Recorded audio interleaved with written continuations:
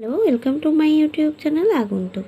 Hello বন্ধুরা, আমি চলে এসেছি আজকে তোমাদের মুঘল সাম্রাজ্য থেকে আরও একটা প্রশ্ন নিয়ে। প্রশ্নটি হলো, মুঘলরা কেন নিজেদের বাদশাহ বলতেন?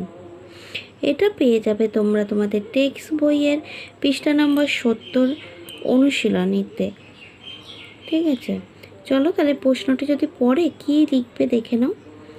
বাদশাহ বা পাদশাহ একটি ফরাসি শব্দ। পাদ শব্দের অর্থ হলো প্রভু এবং শাহ শব্দের অর্থ হলো শাসক। পাদ এবং শাহ দুটি শব্দেরই কাছাকাছি অর্থ হওয়া সত্ত্বেও শব্দ দুটি একই সঙ্গে ব্যবহার করা হয়েছে। এই যুক্ত শব্দ পাদশাহ বা বাদশাহ এর মাধ্যমে মুঘল শাসকরা যে খুব শক্তিশালী তা বোঝাতে চাওয়া হয়েছিল।